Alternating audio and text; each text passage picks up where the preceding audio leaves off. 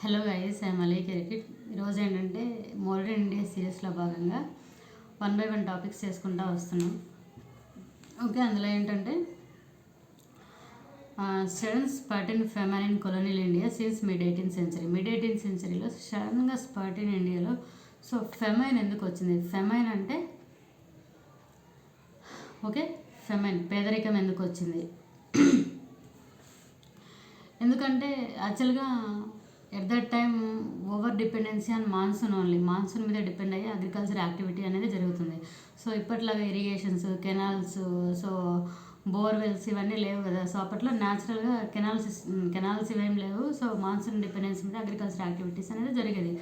So over dependency on monsoon coupled with British policy failure was caused by the many famines since middle of the 18th century. Like Bengal famine 1770లో వచ్చింది.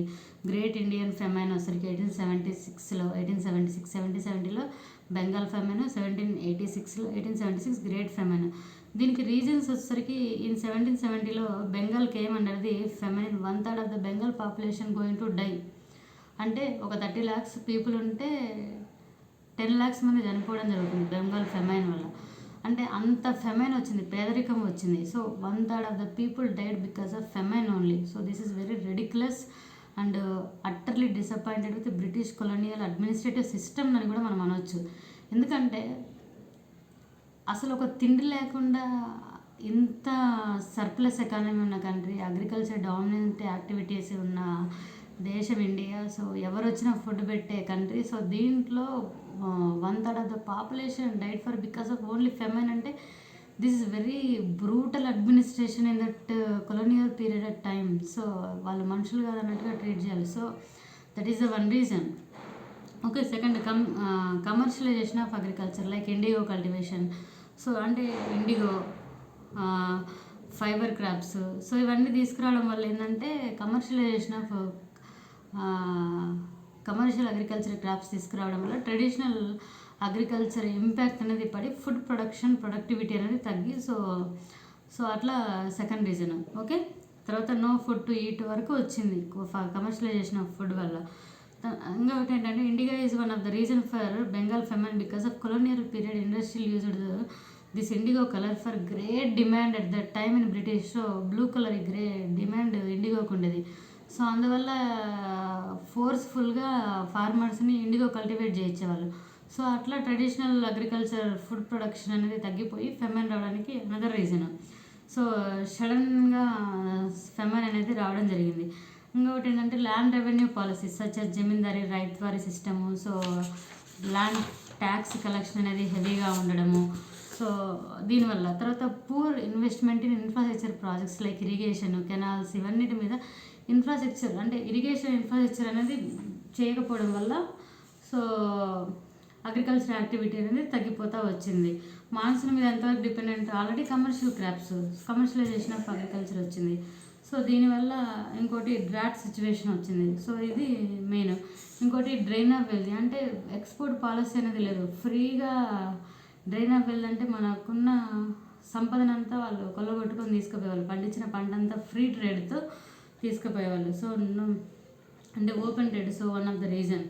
So drain of wealth or open trade is one of the main reason. So unwantedly so European countries exported the unwantedly in our food production. So అట్లా food security అనేది పోయింది.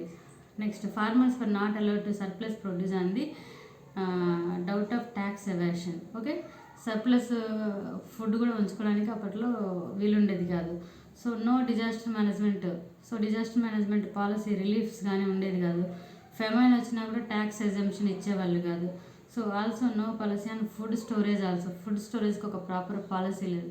So ఇవన్నీ లేకపోవడం వల్ల great Indian famine. So మనకు godowns, storage facilities, cold storage facilities ఇవన్నీ మనకు ఒక యాక్ట్ ఉంది. సో దానివల్ల food storage act, okay, food security act ఉండడం వల్ల దాని నామ్స్ ప్రకారం మన government of India and state governments food store చేసుకొని మంత్లీ అనేది డిస్ట్రిబ్యూట్ చేయడం జరుగుతుంది. ఒక 1 year పాటు మనకి ఎలాంటి ఫెమైన్ వచ్చినా కోవిడ్ లాంటి సిచ్యువేషన్లో కూడా మనము ఫుడ్కి ఇబ్బంది పడకుండా ఉండే విధంగా మన గవర్నమెంట్ ఆఫ్ ఇండియా ఇప్పుడు అడ్మినిస్ట్రేషన్ అనేది సక్సెస్ఫుల్గా ఉంది. బట్ బ్రిటిష్ టైంలో ఏంటంటే so even food storage facility కానీ, ఫుడ్ పాలసీస్ కానీ, ఫుడ్ సెక్యూరిటీ యాక్ట్స్ కానీ ఏవి లేకపోవడం వల్ల సో డ్రైన్ ఆఫ్ వెల్త్, ఇక్కడ పండించిన పంట కూడా మొత్తం కూడా అసలు 20 lakhsలో 10 lakhs పీపుల్ చనిపోవడం అంటే 1/3 of the population because of only famine వల్ల చనిపోవడం అనేది that is very brutal administrative system in colonial period. So this is the main reason. Okay, no disaster management reliefs, drain of wealth, poor investment in government infrastructure projects like irrigation, canals and land revenue policies are weakened. That is a high tax collection, that is Jamindari revenue and Mahalwari system. So Indigo is one of the main reason for demanding that commercial cultivation. Okay, and also 1/3 of the people died in this season. So such policies are weakened after self-sufficiency of rural India, given rise extreme poverty and hunger and weakened the Indian economy. So this is the great famine reasons for Indian in colonial period. So thank you so much.